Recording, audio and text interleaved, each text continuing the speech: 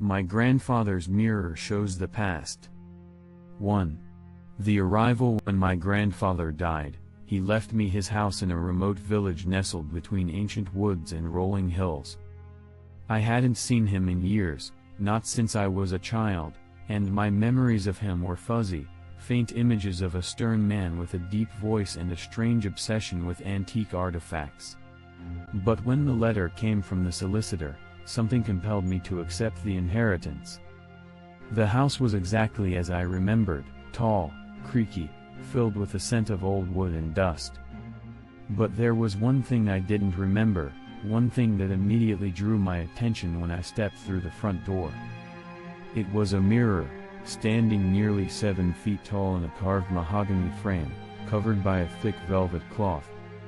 The villagers were reluctant to speak about my grandfather.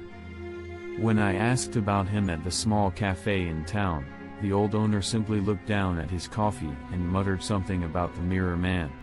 It unsettled me, but I chalked it up to rural superstition. 2.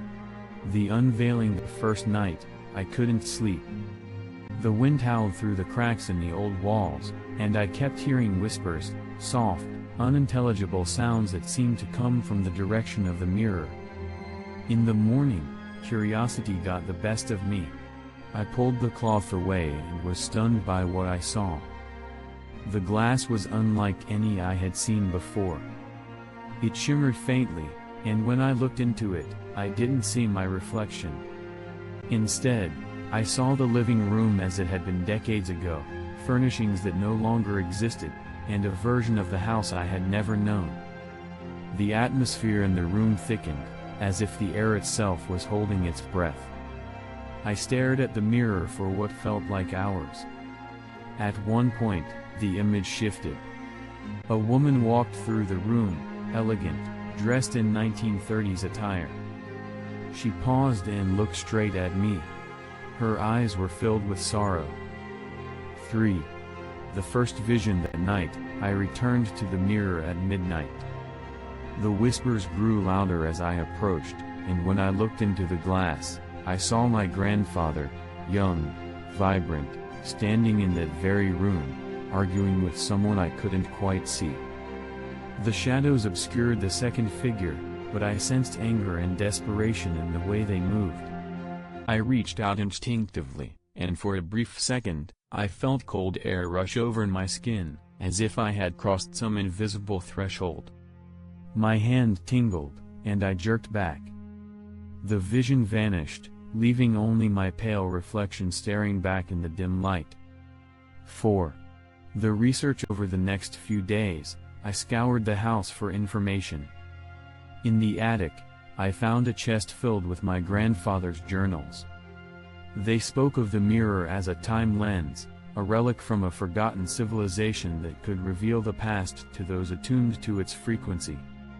He had spent decades experimenting with it, trying to unlock its full potential.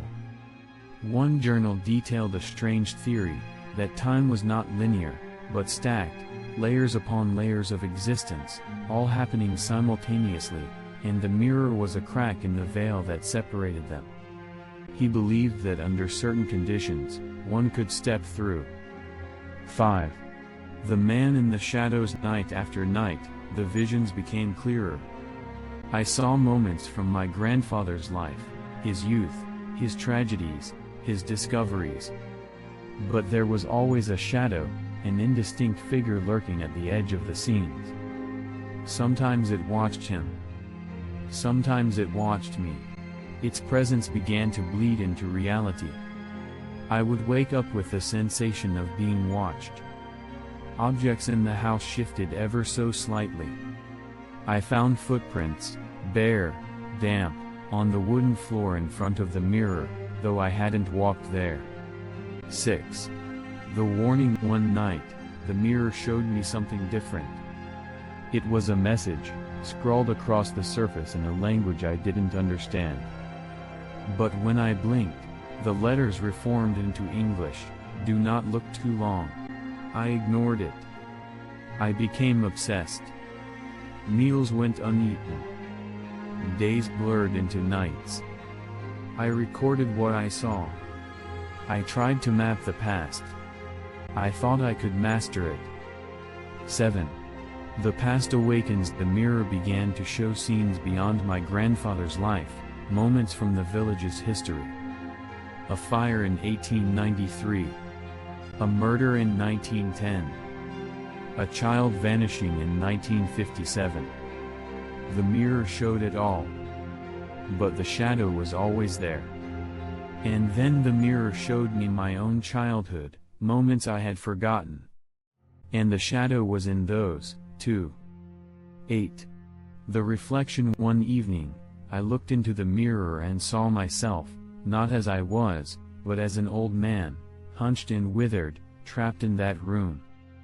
The old me turned slowly and stared directly at me. Then he whispered, "It's your turn." That night, I dreamed I was inside the mirror. The world was dim, desaturated. People walked backward. Clocks melted. The air was thick like molasses. I woke up gasping, only to find that the mirror had shifted position on its own. 9. The trap. I tried to leave the house, but the door wouldn't budge. The windows showed scenes from the past, not the outside world. I was trapped, just like my grandfather had been. I finally understood why he never left. 10.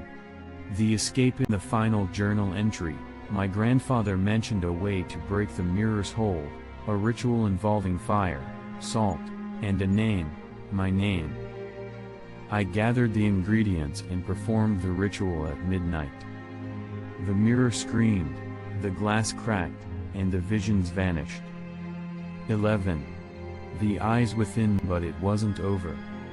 In the mirror's broken fragments, I saw not just eyes watching me, but entire faces, scenes, lives. I realized the mirror had not been destroyed. It had simply fractured reality. Every piece was a new window. I swept the shards into a box, intending to bury them far from the house. But they whispered to me. They showed me things. A brother I never had. A life I never lived. They promised to make it real. 12. The reconnection. I took one shard with me, despite knowing the danger. As I returned to the city, I began to see glimpses and reflections, shop windows, puddles, my rearview mirror. People I didn't know calling my name. Places I'd never been that felt like home. The past wasn't done with me. Legacy. Years have passed. I live in an apartment surrounded by mirrors, each one covered. Sometimes, I hear scratching behind the glass. Sometimes I dream of the old house, and the velvet curtain, and my grandfather calling from the other side. One day, someone will find that mirror again. And the past will return.